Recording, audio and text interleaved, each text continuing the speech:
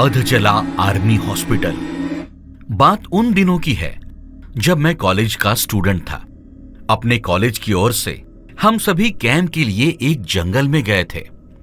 हल्की ठंड थी, अतः रात में हम सब ने पूरी रात कैंप फायर के साथ डांस करना, गाने गाना आदि का प्रोग्राम तय किया।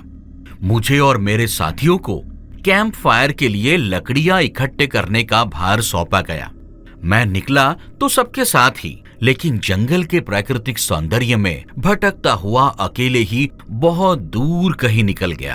अचानक आसमान बादलों से भर गया और गरज के साथ बारिश होने लगी। बादलों के लगातार गरजने से पेड़ के नीचे खड़ा रहना मुनासिब न समझा। आसपास किसी घर की तलाश में एक दिशा में भागने लगा। मुझे कुछ ही दूरी पर एक लाल ईंटों से बनी शानदार बिल्डिंग नजर आई।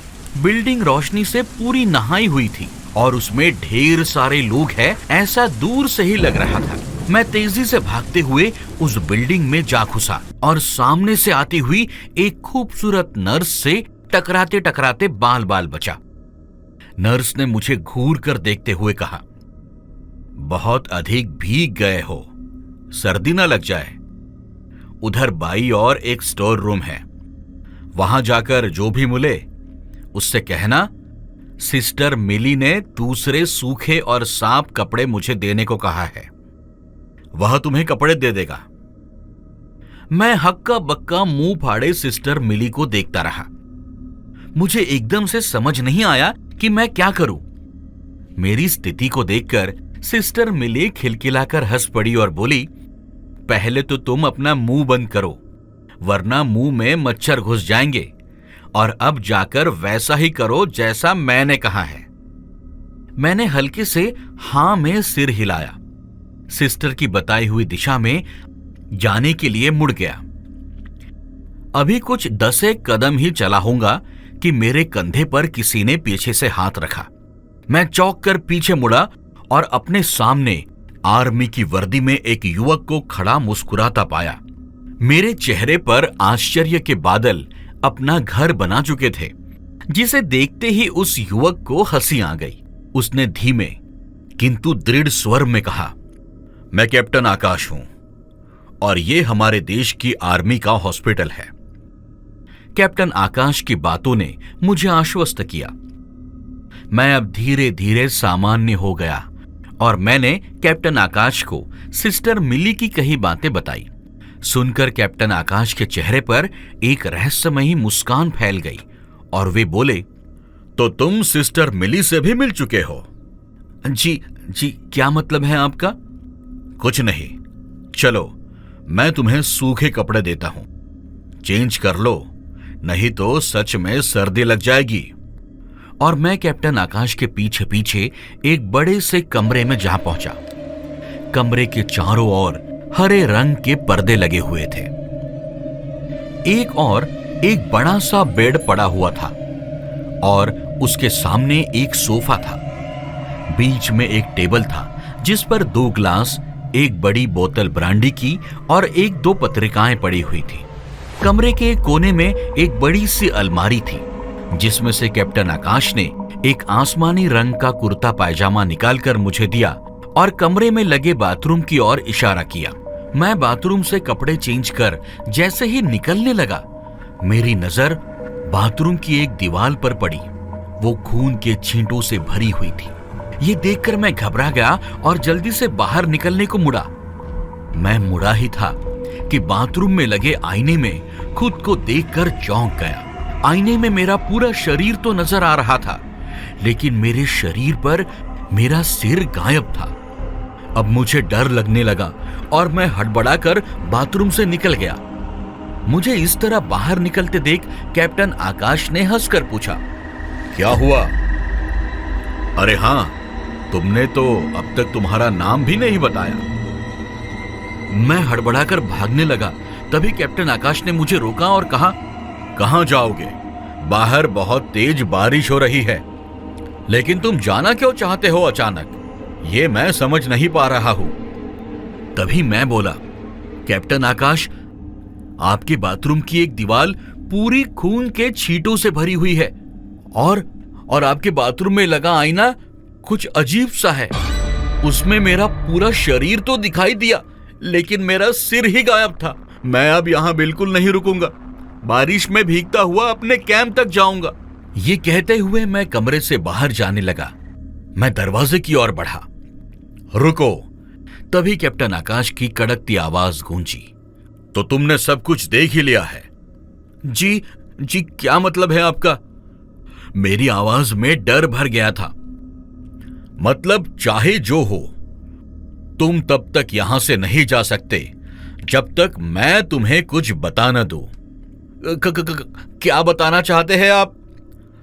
जो आज तक कोई नहीं जान सका। जो आज तक कोई नहीं जान सका, वो मैं जानकर क्या करूंगा? आप प्लीज मुझे जाने दो यहां से।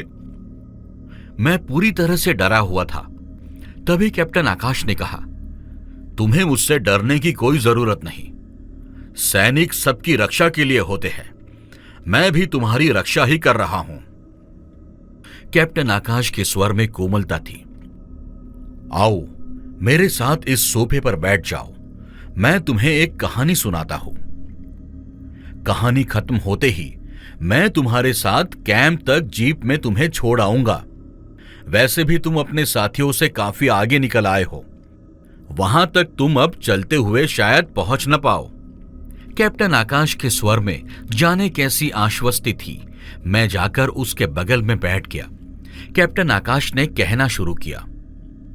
दुश्मन देश के 2 सैनिक हमारे देश के सैनिकों के वेश में ही हमारे ही एक घायल सैनिक को लेकर आए।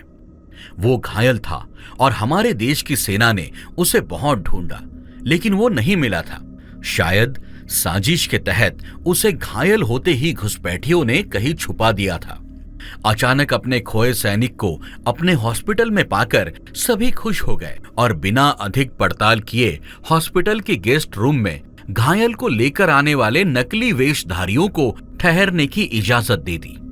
अभी उस सैनिक का इलाज चल ही रहा था कि जोरों का ब्लास्ट हुआ और पूरा हॉस्पिटल एक पल में खंडर में तब्दील हो गया। लेकिन मैंने कहा, हॉस्पिटल तो अपनी शानदार स्थिति में खड़ा है। मेरी बातों को अनसुना कर कैप्टन आकाश ने अपनी बात जारी रखी। कोई नहीं बचा उस ब्लास्ट में। दीवार पर पड़े खून के छींटे उसी ब्लास्ट में मारे गए हॉस्पिटल के कर्मचारियों के हैं।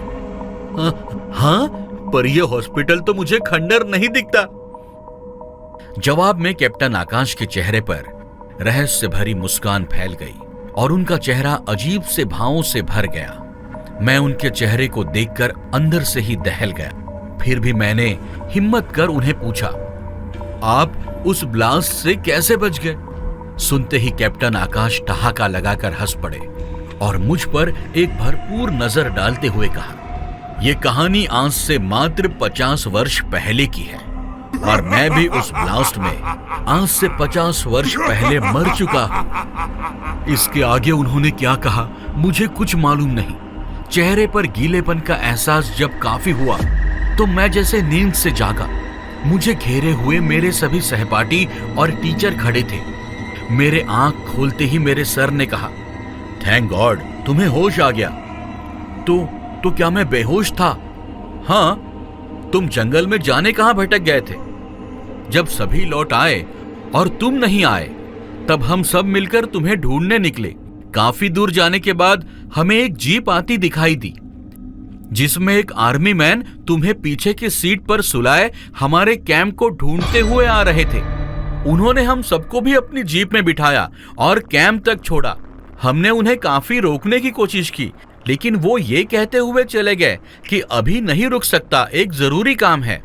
जब हमने तुम्हारे बेहोश हो जाने के बारे में पूछा और तुम्हें यहाँ पहुंचाने के बारे में पूछा, तो वो बोले रमेश ही बताएगा और जो भी ये बताएगा वो सब बिल्कुल सच होगा। सबकी उत्सुक निगाहें अब मेरी ओर थी। मैंने धीरे स्वर में कहा कि क्या उसका नाम कैप्टन आकाश था? सर ने हां में सिर हिलाया। मैंने सबको उधर चलने को कहा जिधर से सबने जीप आते देखी थी।